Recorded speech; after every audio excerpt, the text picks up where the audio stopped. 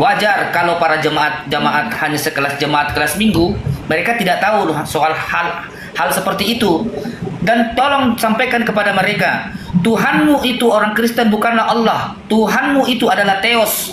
Kata Allah itu diambil dari Al-Quran. Kalau Anda tidak percaya, silahkan tanyakan kepada pendetamu dari mana kata Allah itu, kenapa bisa ada di dalam Bible.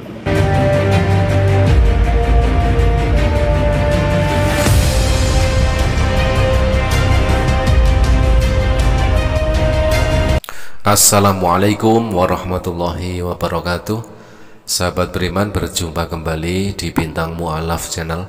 Mudah-mudahan kita semua selalu sehat walafiat di dalam lindungan Allah Subhanahu wa ta'ala, dideraskan rezekinya dan juga dimudahkan segala urusannya. Teman-teman, kesempatan kali ini kita akan tampilkan sebuah diskusi menarik antara dua orang mu'alaf asal Batak, yaitu Bang Mu'alaf Faruk dan juga Bang Mu'alaf Bayu Andika, yang mana di situ di sebuah tempat, salah satu akun yang naik di dalam diskusi ini adalah akun dari Pak RT, yang mana di tempat Pak RT itu ada sebanyak 15 orang Kristen. Mereka penasaran kenapa bisa ada terjadi perdebatan lintas agama di media sosial, di akun TikTok tersebut. Nah teman-teman, mari kita simak videonya. Apa berani RK kemari? RK sendiri seumur-umur main TikTok gak pernah kemari dia. Saya 2 kali ke Kemal dia, main thread. Ya, bom 2 kali kemari. Saya berapa kali di Kemal dia? 2 kali dia kemari, 2 main thread. Saya masih ingat materi membuat bom main thread. Yeskiel 19 nomor 4.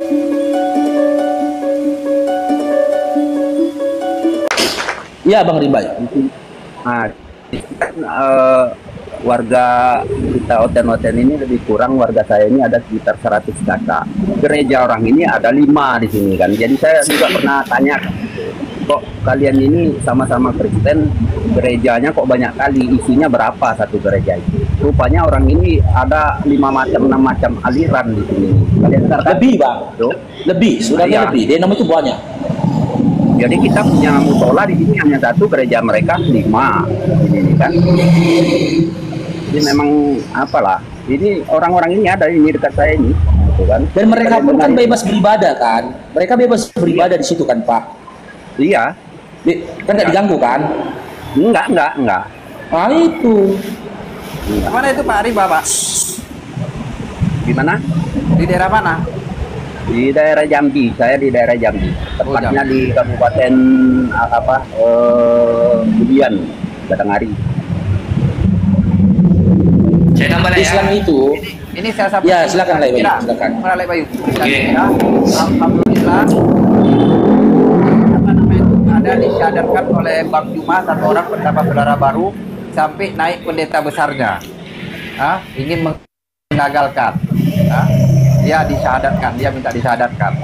Alhamdulillah bertambah saudara baru. Lanjut. Habis itu baru kita naik Oten, ada Oten minta naik. Assalamualaikum warahmatullahi wabarakatuh. Waalaikumsalam. Bang Rimba, sedikit abangku, tolong didengarkan. Begini abang. Boleh, Bang. Seperti yang dikatakan Laikku tadi, Bang Laik Senipar ini, betul. Kenapa diskusi ini ada? Karena kenapa? Karena kekristenan itu menggerogoti akidah-akidah yang ada di umat Islam untuk meruntuhkan akidah umat Islam. Makanya kata Allah diambil di dalam Bible, yang seharusnya tidak ada kata Allah di dalam Bible diambil dan dikatakan Yesus itu anak Allah. Dengan cara inilah para iblis ini untuk menarik, mengajak orang-orang menjadi tersesat gitu loh Bang. Makanya hadir apologet Islam. Hadirlah apologet Islam. Wajar kalau para jemaat hanya sekelas jemaat kelas minggu, mereka tidak tahu soal hal seperti itu. Dan tolong sampaikan kepada mereka, Tuhanmu itu orang Kristen bukanlah Allah. Tuhanmu itu adalah Theos. Kata Allah itu diambil dari Al-Quran. Kalau Anda tidak percaya, silahkan tanyakan kepada pendetamu dari mana kata Allah itu, kenapa bisa ada di dalam Bible. Yang pertama. Yang kedua, para misionaris yang selalu berkeliaran melakukan pemurtadan. Makanya kita kaji ini Bible, apa sih isinya di dalam Bible ini, bagaimana sih keterangan dan yang tertulis di dalam Bible ini. Ternyata banyak yang kontradiksi. Jadi kami harus memberikan pemahaman kepada yang terutama kepada saudara-saudara kami umat muslim yang awam. Kalau ada misionaris yang menyodorkan agama ini, mereka sudah bisa jawab, Tuhanmu itu manusia dan Tuhanmu itu bukanlah Allah tetapi Theos. Yang terutama. Yang kedua, agar para Kristen yang lain itu paham dan mau belajar lagi isi Bibelnya. Jangan hanya mengutamakan doktrin gitu loh Pak. Doktrin yang diberikan oleh pendeta. Lanjut Laiko. Bang Bayu, coba aku tanya dulu. Kalian ada yang mau dialog sama Bang Baruk? Kalau mau silakan. Tapi jangan menghujat, kalian tamparin kalau menghujat Islam ya. Ada yang mau? Ya silakan, silakan Bang. Silakan mereka dialog, diskusi sama kita, silakan. Tanyakan apa yang mau ditanyakan sama kita. Kita berupaya nggak akan bertanya selain menyampaikan.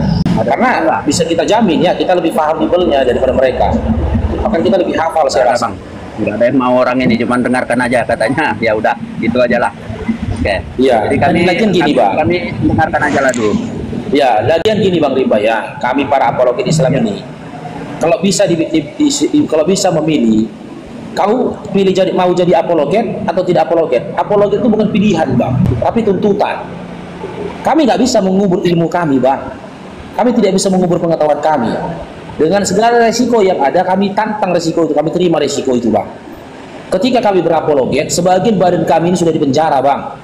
Lihat di bawah itu, nunggu silap kok paruh, kulaporkan kau. Cita-cita mereka kalau tidak ingin membunuhku, memenjarakanku. Kalau aku mau cari hidup aman Bang, ya alhamdulillah, apa yang ku dapat dari pekerjaanku sebagai security itu bisa menghidupi istri dan anak-anak. Jadi berapologet ini bukan pilihan tapi tuntutan. Tak bisa juga kami kubur Bang, kami buang pengetahuan kami gitu loh. Ilmu kami nggak bisa, kalau akan dihisap pengetahuan itu, ilmu itu akan dihisap gitu. Tak mudah menjadi kami, tak mudah Bang. Kayak saya pribadi aja Bang, saya pribadi, saya jujur. Contoh saya melakukan perjalanan dari tempat saya ke kota, kan gitu. Kalau jarak perjalanan itu jauh, saya udah berpikir kalau mau naik sepeda motor. Karena apa? Resiko yang saya pikirkan. Kan banyak itu para penyembah manusia yang ingin minum darahku. Gitu loh. Dalam Islam kita tidak boleh mati konyol. Menjaga diri bagaimana? Ya terpaksa saya naik Grab mobil 2 kali bahkan 3 kali lipat biayanya kan. Ya saya terpaksa demi keselamatan gitu loh. Karena mereka itu kan mau minum darahku. Takut enggak? Bukan karena takut, karena dalam Islam haram hukumnya mati konyol. Gitu loh. Siapa yang mau jadi kami Bang? Siapa yang mau? Kemana-mana nggak nyaman. Saya pernah ke suatu swalayan sama istri dan anak-anak saya. Jadi istri saya bilang, kita makan di sini ya. Itu di emperan dia, di mana orang lalu lalang. Saya bilang jangan. Saya khawatirkan bukan keselamatan saya, tapi istri dan anak-anak saya. Jangan makan di situ, saya bilang. Karena saya pikirkan orang lalu lalang, nanti ada dari penyembah manusia itu lihat saya gimana.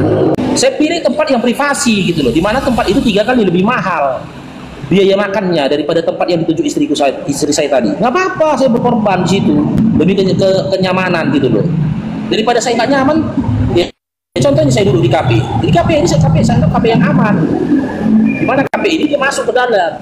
Dari mayoritas di tempat itu adalah Muslim.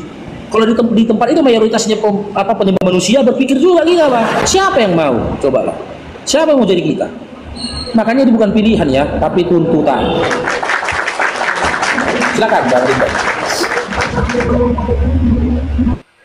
Jadi begini Bang Farouk, ini kan kebetulan kemarin ada 3 bulan yang lalu, alhamdulillah marga naga juga sudah saya syahadatkan 1. Terus cewek boru naga juga 1.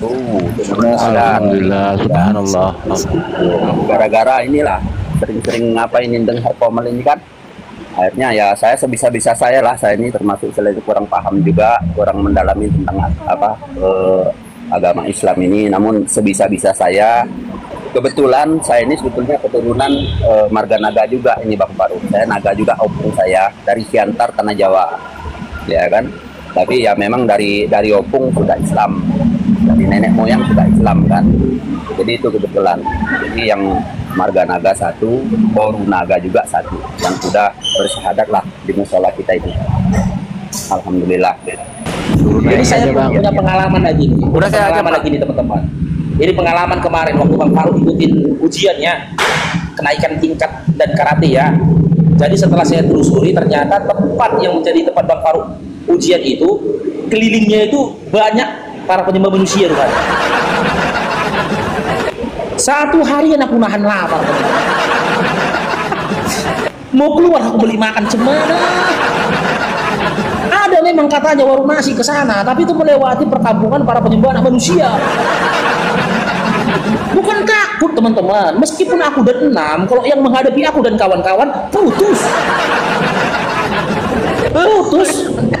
Dari pagi aku gak makan, aku dan siang aku makannya ya kan, sampai malam aku gak makan di masjid aku, sampai ya Allah, guru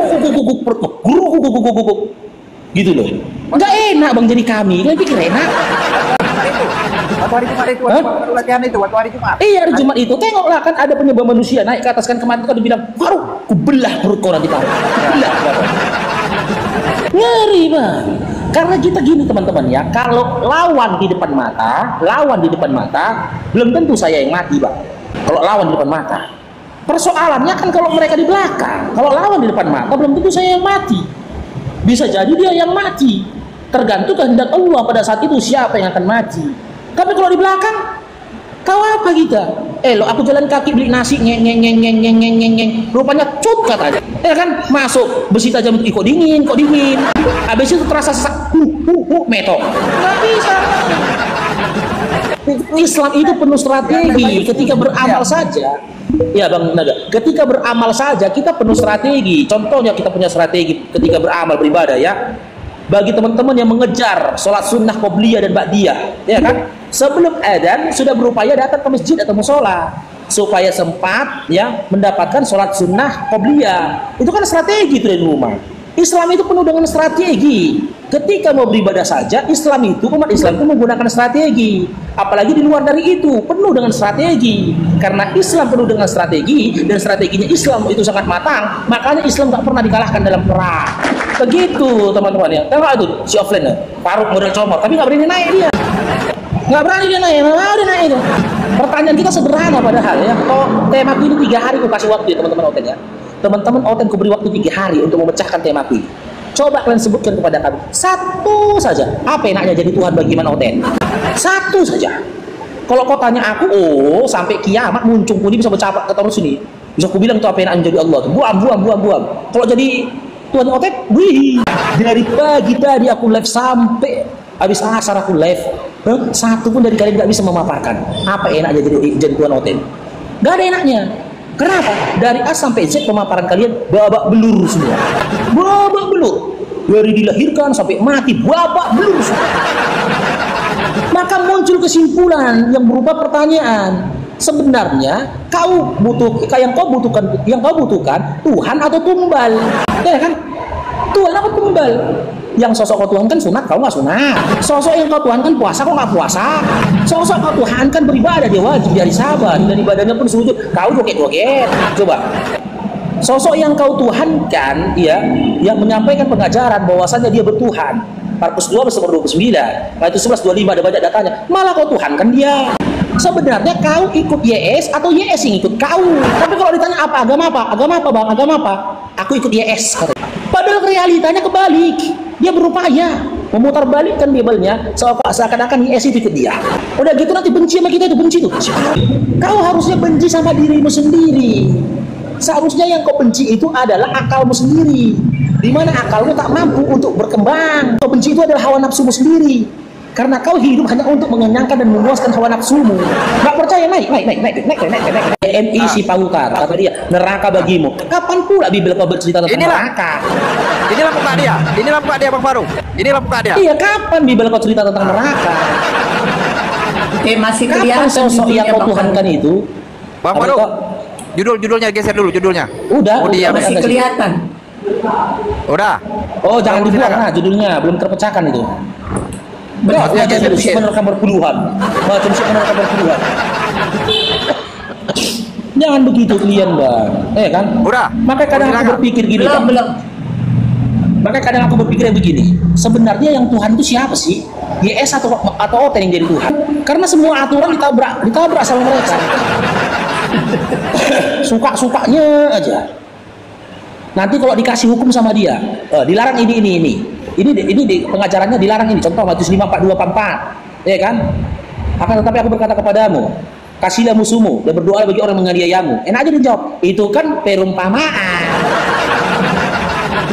Perumpamaan itu perumpamaan. Bang Faruk, besar Bang Faruk lagi sendiri. Ya, dia sunat. Oh kenapa? Kenapa nggak sunat? Jangan kau bilang kami nggak sunat, kata dia. Kami sunat. Dia sunat kau? Iya. Sunat apa? Sunat hati. Ada udah sunat hati. Kalau nggak perumpamaan, rohani. Wah gitu. Itu kerohanian, rohani emang ngelece aja kalian. Ya kan kita klaim leceh.